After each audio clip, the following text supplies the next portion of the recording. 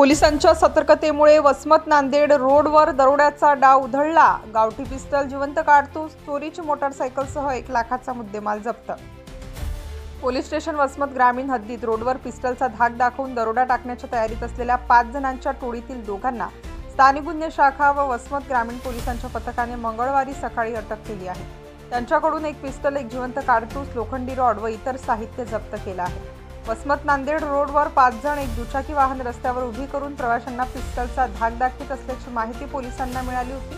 त्यावरून पोलीस अधीक्षक श्रीकृष्ण कोकाटे, गुन्हे शाखेचे पोलीस निरीक्षक विकास पाटील यांच्या मार्गदर्शनाखाली सहाय्यक पोलीस निरीक्षक शिवसाम घेवारे, वसमत ग्रामीण पोलीस ठाण्याचे सहाय्यक पोलीस निरीक्षक गजानन बोराटे, जमादार भुजंग कोकरे, गजानन पोकळे, साईनाथ कंठे, आकाश टापरे, ज्ञानेश्वर गोरे, विजयकुमार उपरे, साहेबराव चव्हाण, अंबादास विभूते यांच्या पथकाने पहाटे 2 ते 2:30 वाजण्याच्या सुमारास या भागात पाहणी केली।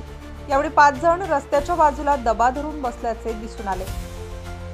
मात्र पोलीस आल्याचे लक्षात येताच त्यांनी पळ काढला। मात्र पोलिसांनी दोघांना अटक केली। त्यांच्याकडून 1 दुचाकी वाहन, 1 पिस्टल, 1 जिवंत कारतूस, दोरी व इतर साहित्य जप्त केलं आहे। त्यांच्याकडे सापडलेली दुचाकी त्यांनी नांदेड येथून चोरून आणल्याचे चौकशीत स्पष्ट झाले आहे। या प्रकरणात पोलिसांनी अटक केलेल्या सूरज जाधव, अक्षय पवार राहणार वसमत यांच्यासह अरुण पवार व इतर दोघांवर यापूर्वी खून, दरोडा, जबरी चोरीचे सुमारे 10 पेक्षा अधिक गुन्हे दाखल आहेत। तर सूरज जाधव हा नुकताच MPDAच्या कारवाईतून सुटून आला होता। पोलिसांनी अन्य 2 आरोपींचा शोध सुरू केला आहे। पोलिसांच्या सतर्कतेने दरोड्याचा डाव उधळला गेला आहे।